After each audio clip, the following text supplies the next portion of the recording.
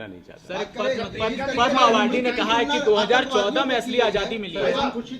बिल्कुल 2022 में हम सरकार बनाएंगे तो उनको लेकर के उनका कहना है कि 2022 में हम देखिए वो तो 2014 में भी सरकार बना रहे थे, 2017 में भी बना रहे थे, 2019 में भी बना रहे थे और 2019 में आपने परिणाम देखे हैं, 2 सीट की 1 सीट रह गई।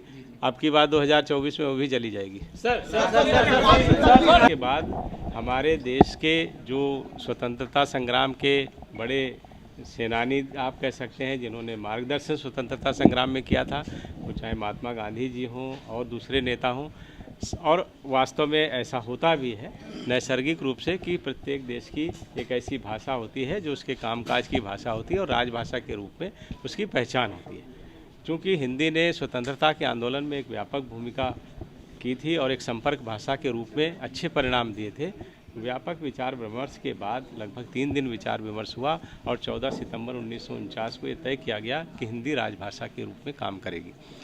उसी समय में संविधान के भाग 17 के अनुच्छेद 343 में हिंदी को राजभाषा का दर्जा दिया गया और लिपि के रूप में देवनागरी को चुना गया। लेकिन उसके साथ ही साथ ये बात भी कही गई कि 15 वर्षों तक, चूँकि हम काफ़ी लंबे समय से परतंत्र थे, तो ये हुआ कि 15 साल तक राजकाज प्रभावित ना हो, तो उसी तरह से हम काम करेंगे जैसे पहले में 1947 से पहले कर रहे थे। लेकिन इस दौरान ये विचार था कि हम हिंदी को जिस दिन संविधान हम स्थापित करेंगे, जैसे 26 जनवरी 1950 को हुआ, तो 1965 तक हम पूरी तरह से राजभाषा को समर्पित होकर के अपने काम को पूरा कर लेंगे। लेकिन वो नहीं हुआ।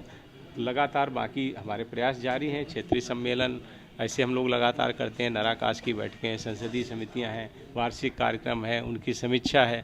इन सब कामों को करते हुए लगातार ऐसे प्रयास थे। लेकिन 2014 के बाद आदरणीय नरेंद्र मोदी जी ने, चाहे वो मन की बात हो, चाहे देश के अंदर महत्वपूर्ण अवसर हों या अंतर्राष्ट्रीय स्तर पर महत्वपूर्ण अवसर हों, हर जगह हिंदी का प्रयोग करके हमारे माननीय गृह मंत्री जी ने गृह मंत्रालय सहित कई मंत्रालयों में हिंदी का 100% प्रयोग करके जिस तरह की प्रेरणा दी, उससे लोगों में हिंदी को लेकर के जो कुछ हिचकिचाहट थी वो सारी दूर हो गई और हमने इस दौरान बहुत बड़े परिणाम पाए। हमारे देश के 70% से ज़्यादा लोग हिंदी का प्रयोग कर रहे हैं। विदेशों में भी 30 करोड़ से ज़्यादा लोग हिंदी का प्रयोग कर रहे हैं। यूएनओ ने भी अपने कई कार्यक्रमों में हिंदी को अपनाया है। उसी सब क्रम को लेकर के अखिल भारतीय सम्मेलन पहली बार हमारे देश में आयोजित होने जा रहा है। ये प्रधानमंत्री जी की प्रेरणा थी और गृह मंत्री जी का चुनाव था कि इसके रूप में वाराणसी से उत्तम कोई दूसरा शहर नहीं हो सकता, इसलिए वाराणसी को चुना गया। चूँकि एक बड़ी परंपरा वाराणसी के साथ जुड़ी है, हम लोगों को भी बहुत अच्छा लग रहा है और ये सम्मेलन 2 दिन होने वाला है, जिसमें हम व्यापक विचार विमर्श करेंगे और उसके दौरान जो इस मंथन में आएगा उसको हिंदी के प्रयोग को और बढ़ाने में, क्षेत्रीय भाषाओं के प्रयोग को और बढ़ाने में जो भी काम करने होंगे वो करेंगे।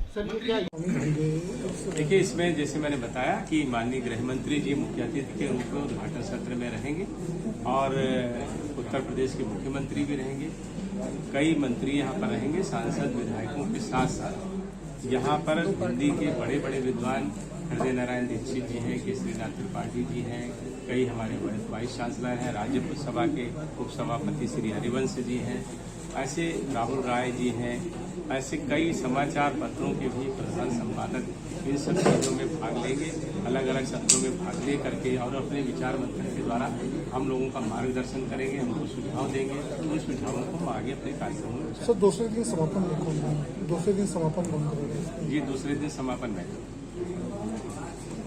आप खीरी से यहाँ आए हैं, आप खीरी से यहाँ आए हैं लखीमपुर खीरी। जी 10 अक्टूबर को अपोजिशन पार्टी की एक बड़ी रैली थी, जिसमें आपके रेजिग्नेशन को लेकर के प्रियंका गांधी जी ने कहा था कि हम तब तक लड़ते रहेंगे जब तक। देखिए, उस पर आपका क्या कहना है? देखिए ऐसा है कि ऐसा है कि ये विषय जांच एजेंसियों के पास है, न्यायालय में है और इसलिए इस विषय पर मेरे लिए बोलना कुछ उपयुक्त नहीं। सर, एक सवाल और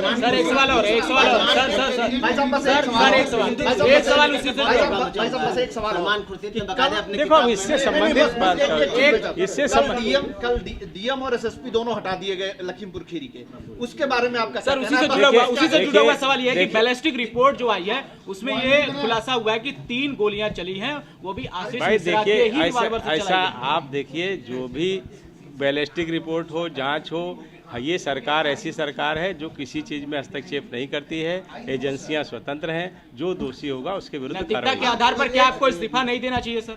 नैतिकता किस, अभी जब जांच हो रही है इस तरह के सवालों का कोई औचित्य नहीं है। आप इस तरह की बात करें, न्याय जांच एजेंसी जांच कर रही है, न्यायालय में मामला है, इसलिए जो भी होगा वो ठीक होगा। ये बात हिंदुत्व को लेकर बड़ा हंगामा मचा है। सलमान खुर्शीद की किताब आई, अब राहुल गांधी ने कहा है कि कहा जा सकता है, बिल्कुल कहा जा सकता है। और आप देखेंगे कि अटल बिहारी वाजपेयी जी की पहली सरकार ऐसी थी जो पूरे बहुमत से नहीं थी, लेकिन फिर भी उन्होंने हिंदी के लिए बहुत प्रयास किए थे।